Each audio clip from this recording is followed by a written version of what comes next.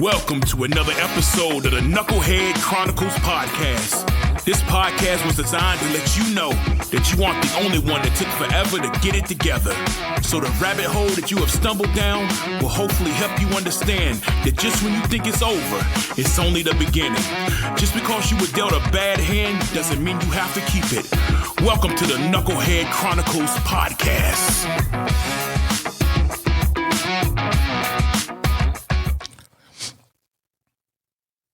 All right, you guys, welcome to another episode of the Knucklehead Chronicles podcast. I think I've already mentioned that one time before, but I'm going to do that again. Just for my audio listeners, I'm actually streaming this episode today on Facebook and on YouTube. So hopefully, like I said, hopefully I can get some engagement. If not, I'm also live streaming on TikTok. I'm not sure if anybody on TikTok is going to be on here or if they can even hear me, but I'm going to go ahead and do it anyway. Now, this podcast, just to give you guys a little bit of audio listeners, a little bit of back story, just to catch you guys up.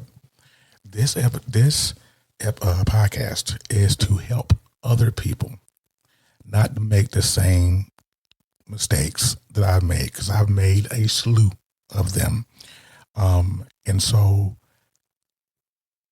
I've always set out to try to help other people.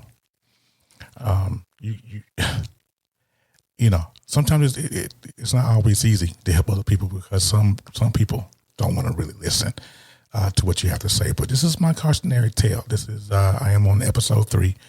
There are a few things that I have discussed in the beginning of this and the relaunch of this podcast. If you watch the first 2 episodes or listen to the first 2 episodes that discussed when I was 16, finding out that the father that raised me wasn't my biological father, and how traumatic that was for me. And there's still some things, even in my age now, being 50, things still trigger me to the day. But we discussed that in episode 1. And episode 2, we discussed my first marriage, because I got married really, really young. And I don't know why. I mean, I do know why I did it. I got married young the first time because I wanted to be out of my mama's house, and it was just easier for me to do. It was just easier for me to go and do something else, just to get out of the house. I wanted to be out of my mama's house. So now we're going into episode 3. Now, episode 3, I'm going to tell you guys, I'm going to warn you guys right off the bat, strap up, because this strap the hell up, because episode 3 is going to be a little bit difficult. So I will tell you guys, I will tell anyone that's listening, leave them cougars alone. You understand what I'm saying to you? Leave them cougars alone. Let me tell you why I say that, okay? Because so if you guys listen to episode 2, me and my first wife, we kind of just parted ways because of, irreconcilable differences was the biggest thing that happened between me and her. Just to give a short story, short version of that is just irreconcilable. And so we decided to part ways, and it was a trying time, but this is what I did. I cheated on her, right? Because things had gotten so bad between us. I mean, there was no communication. There was really nothing going on in our life. And I cheated on her, right? The problem was that I cheated on her with an older woman. Now, for the sake of this podcast, I'm not going to give her a name, but I can't remember what I called her the last time I did this, but let's see. Me and my friend from Louisiana was talking this morning about it, and you know what? I'm going to call her Shirley because she said it. I'm going to call her Shirley. And so I met this woman. I was doing security at a place called Selectron in Charlotte, North Carolina, a company that's no longer about. And I met this woman, and her name was Shirley, for the sake of the podcast. And Shirley was just this statuesque woman. I saw her. I was instantly attracted. and I decided to shoot my shot, at her. So I shot my shot. And at first, she did not want to give me any type of day, because I was young. I think at the time I was 20 or 21. I can't remember exactly the age, but I think it was 20 or 21. Nonetheless. So I ended up shooting my shot at this older woman. I go back to rule number one: leave them cougars alone. Them cougars ain't about nothing. Excuse me. Leave them cougars alone, man. Man, it's bad. Anyway, so I shot my shot. And so, when I shot my shot, I was very truthful with her, and I told her what my age was. But she wasn't truthful to me about what her age was. So I'm going through, I'm thinking, hey man, this statuesque woman, man, when I tell you she was stacked, like a Russian brick house. I mean, she was stacked. So we started dating, and she intrigued me so much to the point where I left my first wife. I mean, because of what I went through with her and all the drama and the nonsense and the baby stuff, and it was just a lot. And so I ended up leaving her on a whim. Just didn't. It was one of those didn't come home one day type deals. It wasn't like I packed up my bags and said, I'm going. It wasn't like I packed up my bags and said I'm going over there. You know what I'm saying? It was one of those. Hey, you guys on TikTok. It was one of those. I ain't coming home, and so I didn't come home, and I ended up moving in with the older lady. Leave them cougars alone. Them cougars ain't nothing. I'm telling you, they rough out here. They rough. And so I moved in with her. Now, what I found out was very early on in the relationship was that her kids were older than me, right? That should have gave me a clue. They should have gave me some kind of, idea in my head. Her kids were older than me. Her youngest daughter was older than me by 6 months. She had a son who was maybe 10 years older than me. Now, I'm going to give you guys the age gap, but don't laugh at me, okay? I'm going to give you guys the age gap. When I tell you she was older, this woman was 26 years my senior. 26 years my senior. When I tell you, it's just like Smokey said in Friday. You know what I'm saying? It's the darker the berry, the sweeter. He said the older the berry, the sweeter the juice. And then Q said the blacker the berry, the sweeter the juice. Well, she's blacker than a motherfucker too. But when I tell you she was 26 years my senior, and baby, look, I wasn't ready for all that. But I didn't think anything about it, right? I said, but this is when I found out that she was 26 years my senior. Her birthday the following year, she told me she was 47 years old.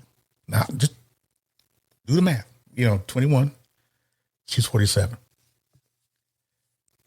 I didn't find out that she was 53 until her birthday. So I'm a 21-year-old man with a 53-year-old woman. Don't laugh at me. Don't you dare judge me. Don't you dare judge me. It was hard. She didn't look her age. She's one. It was a firm thing of when they say black don't crack. Because when I tell you, she flawless, chef's kiss at 53. And so we got into a relationship, and it was rough. And why it was so hard for me was because I really hadn't come into the man that I needed to be. We listening, we don't. And it was, I didn't know how to be a man. I'm just traveling. I'm going through, I'm making mistakes, I'm making bad choices, I'm doing things, and then I get with this older woman. And when I tell you the most traumatic time of my life happened with that older woman, I can tell you many, many, many, many stories about what happened with this woman. I'm going to give you a couple of them. Okay. Um, this woman, I don't know. I think, we did the adult thing, the first time I went over to her house, first time, and she was hooked like a fish, right? So she was from South Carolina. And anybody who's watching this or listening to this know that if you're from North or South Carolina, especially, they believe in witchcraft or voodoo, whatever they call it. And this woman put a root on me, something fierce. You understand me? She put a root on me, or what they say in the South, Marlo on TikTok who's listening to me and watching, they call it a root. So down there in South Carolina, she put a root on me. Now I'm not sure which one she put, because there's so many, they can put on you. Well, one, they put the minstrel in the spaghetti sauce or whatever, which is nasty. That's nasty. I don't know who do that. But I don't know which root she put on me. But when I tell you, I was with this woman for 5 years. In every situation, I could not leave this woman. No matter what I did, I went on to another relationship. I was doing whatever. But I could not leave this woman, no matter what I did. And it was crazy. But when I tell you that this woman she played the ultimate I want to be your mama type situation. I want to be your mama. That's why I'm telling y'all, men, this is a cautionary tale. Leave them cougars alone, because some of them, they want to be your mama. And if you want to, and it's okay if you want a mama type in your life, that's cool, right? But it wasn't what I needed at the time, right? And she was terrible. When I tell you I couldn't leave the house, I had to ask her if I could leave the house. And then if I go someplace, I have to call her when I got there. It was just bad.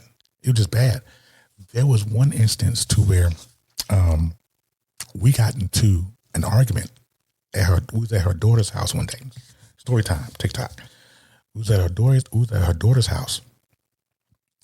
And something happened. I can't remember the conversation to the T, but it was something to the effect of about being a man, in a relationship. And she said to me, she said to her daughter, well, he ain't no man. He ain't nothing. He what I tell him to be, And I'm sitting there going, what? Where did this come from? Now at this point, we were maybe 2 or 3 years into the relationship. Oh, he ain't no man. He just, he pretending. I tell him what to do. Everywhere he go, I tell him where to go. He wear the clothes like that. It was just traumatic. But like I said before, I didn't know that she had a root on me at the time. But I tell you, it didn't matter. I was stuck with this woman, stuck like Chuck. And, I can't even explain it now. At 50 years old, I can't even explain it now. But we got into a knockdown, drag out. Just verbal. We weren't like fisticuffs, but we got into a verbal altercation at her daughter's. And I'm fighting for my life with this woman verbally, but it didn't work. And when I tell you that she run me through the ring, and because I had the inability to fight back, I got drugged. And the dragging went on for another couple of years. The traumatic that I felt, the traumatic that I went through, still to this day, there are bits of it that still haunt me today. We went through so much tragic stuff. At one point, I was cheating on her with another young lady, but I would sneak out of the house when she went to sleep, because she went to sleep like 7:30 because she's old. But anyway, I would sneak out of the house to go cheat because I was just tired. I was so tired. Her boyfriend, not her boyfriend, her son, actually tried to fight me. It's just traumatic stuff. And I couldn't, to this day, still can't, And so I actually went on and left her eventually. Eventually, I left her. After 5 years of trauma, arguments, fights, we got into a physical fight one time. And when I tell you this woman punked me all the way down. Don't judge me out here. I'm just saying, don't judge me. This woman punked me to death. Like, we got into a fight, and she took, at the time, this is way before cell phones, and she had a house phone, and she took her house phone and was beating me over the head with it, literally, where I had lumps on the back of my head. So I went through a lot of verbal abuse from this woman, went through a lot of physical abuse from this woman, and it was just terrible. But she wanted me to stay, and I swear to God, I couldn't go. But as much as I wanted to, I could not leave. So eventually, I got up enough guts, enough unction to leave, and I left her for my second wife. But we'll get into that down the road. Started seeing her. Actually moved from Charlotte, North Carolina to Jacksonville, North Carolina to be with the other young lady. And she was still stalking me. No matter where I went, she would still call my phone, even though I changed listen, I left her. I changed my phone number. I didn't have that number an hour. I get a phone call from her. Like, what are you doing? What are you doing? You should be here with me. I love you. I bought you this. I bought you that. Won't you come on back home? Because what she did was she knew that I was bougie and I like certain things. And I'm like, even to the day, I'm bougie about certain things. I'm an electronic guy. I love electronics. Anything you buy me something with electronics, I'm all over it. You know what I'm saying? And so, she would try to bribe me to come back, right? And it didn't work. And it was just a terrible, terrible situation. Listen, fellas, ladies, don't do it. Listen, you better be in tune. This is a cautionary tale. This is what I want to say. You better be in tune with yourself when you're dealing with people, because you never know who you're going to run into. Everybody isn't on an even mental playing field with you. Everybody isn't on the same level as you at all sometimes. They say, everybody has a bit of crazy. That's the old saying. Everybody has a bit of crazy. The level of crazy you're willing to deal with is up to you, right? And that's a true story. And this woman was crazy beyond some, but I'm young. I'm 21. I don't know. What am I knowing? So we break up. I leave. I go with my soon to be second wife. She's not my second wife yet. She's just my girlfriend. So I moved to Jacksonville, moved down there with her, and she's stalking and all that. Now my second wife, my second relationship, third actually, was from Chicago.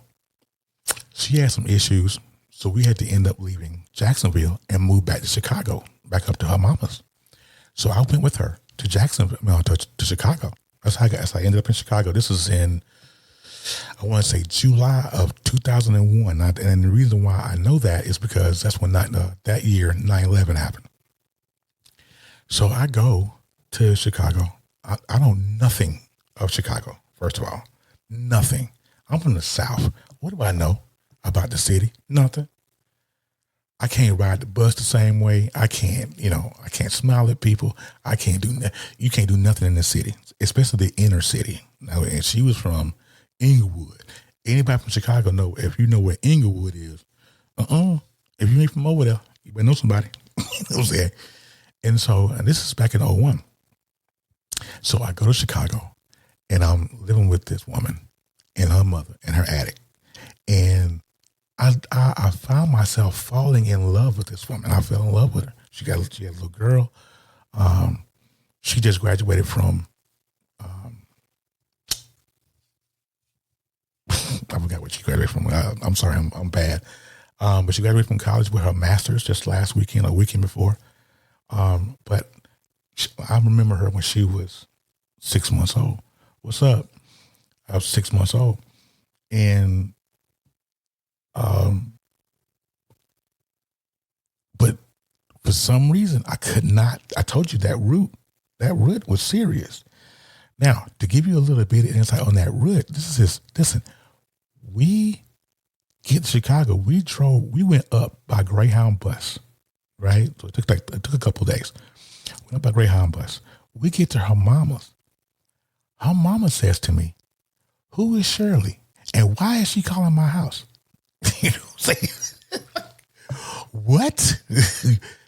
We walk in the house. We had just got there, pulled it. We had my brother drove the U-Haul. So we pulled the U-Haul in the backyard, and we get ready to unload it. And we walk in the house, and her mother says to me, she says, "Who is Shirley, and why is she calling my house?" Okay, we're not going to start that. We're not going to start that. And it was just the strangest thing. And she would call every other hour, call. And so I finally got on the phone with her. And I told her, "Look, we're done, you know. But I bought you this pit bull puppy. I did this. I did that. Why don't you come back?" I said, "You're crazy. Don't call here no more." You know, and she didn't. She stopped calling. So I didn't talk to her for another. I think I stayed with, and I'll mention my second wife. We'll get down the road and talk about her later. But so I didn't talk to her for another 3 or 4 months. Maybe 3 or 4 months. I'm getting acclimated to the city because I know nothing of the South Side. I know nothing of Chicago. So I'm working security at a place in downtown Chicago, right? I mean, I might be 5 blocks from the Sears Tower, or now it's the Woods Tower. So this one Saturday, and this is the last story I'm gonna tell before I get out of here. I'm sitting there one Saturday, and for whatever reason or another, I decided to call Shirley. Just out of the blue. Just no rhyme or reason. So I called Shirley out of the blue. And she said, I know you're gonna call me. That's how I know some witchcraft going on, because how in the world you know I'm gonna call you. So I talked to her, and I was like, "No, I didn't call you for all that. I just called you because of whatever. You know, I just want to hear your voice, whatever excuse I gave. I can't remember what it was." So I ended up calling her maybe 3 or 4 more times that day. I couldn't explain it. 3 or 4 more times that day. And I called my girlfriend at the time. I called her, checking on the kids, you know. But I never called her. I never talked to her again. Right? So I called Shirley back the last time, and she says, "Listen, I got a plane ticket for you. I know you want to come home. I got a plane ticket at O'Hare waiting on you. All you got to do is to get on the train, go to the airport, grab your ticket, get on the plane, and come home." Now, the whole time, I ain't wanting to go. Like, I don't want to go. I don't. But whatever she did, whatever rut she put on me, baby, I couldn't fight it. I left that job stranded. Now, anybody who's ever done security, you can't abandon your post. I abandoned that post with the quickness. You understand? Got on because the blue line that runs to the airport was right next door. Right? I abandoned that post. I got on that blue line train. I went to the airport with just my uniform. I didn't have nothing else with my uniform. And I got on the plane. And when I tell you, once I got on that plane and flew back to Charlotte from Chicago, mid-flight, I knew that was the worst mistake I ever made. I get back, I land, she's there waiting for me. we instantly get into a fight. At baggage claim, we get into a fight because I knew that I made a mistake. So I said all that to say this before I get out of here. Listen, man. Like I said before, be mindful. You know, I know that sometimes it's hard because we don't know who we are yet. So it's important that we get to know who we are before we start dealing with other people. Because everybody don't flow the same. Everybody don't have the same intentions. Everybody don't have the same intentions. Everybody doesn't feel the same way. Because in relationships, we want to be loved and valued. We want to be appreciated. We don't want to be taken advantage of. We don't want to be lied to. We don't want to be manipulated. But in this relationship that I had with Shirley, and it gets worse, and this is going to be a two-parter. It gets worse because it gets worse. I promise you, you got to stay tuned for that. It gets worse. So you have to follow the podcast to get the second part of the story. But in every way she manipulated me, abused me, and all because I didn't step into my manhood like I was supposed to. There's a certain time in your life you got to step into it. Sometimes you just got to step out in it. I mean, step into your manhood. Step into where you need to be. Because if you don't, you're going to get taken advantage of. You're going to get abused. And now I'm walking around at 50 still triggered by some of the things she did 20 years ago because we wasn't ready, right? But on the lighter side of it, fellas, man, leave them damn cougars alone. If you're not ready, leave them women alone. Leave them alone. Because they will completely destroy you emotionally. I mean, maybe not physically, emotionally, will completely destroy you if you aren't in a place where you need to be. That's the important thing here. Fellas, women, ladies, stop abusing the other half. If you got somebody good in your life, love them. If you got somebody good in your life, love them. Treat them with respect. This goes both ways, right? This is not a one-sided street. Some people think it is. In this society, some people think it is, but it's not. It's a two-way street. You love and appreciate who you're with. Because what you don't want to do is create trauma for somebody else because of your mistakes. I'm just saying. So with that being said, listen, I'm going to get on out of here. Thank you, Marlo on TikTok for taking your time and sitting and listening to me today. I hope you follow the podcast. You can follow it on YouTube, Apple Podcasts, wherever you get Spotify, wherever you get your podcast from. Please and subscribe. Knucklehead Chronicles Podcast at podbean.com. You can follow that on the website, Knucklehead Chronicles Podcast.podbean.com. You can follow it on the website. You can check it out on Facebook. It's live over there, and on YouTube. But until then, man,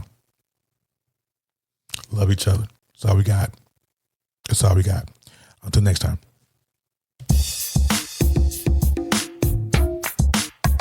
Thank you for listening. I hope I didn't fry your brain too bad.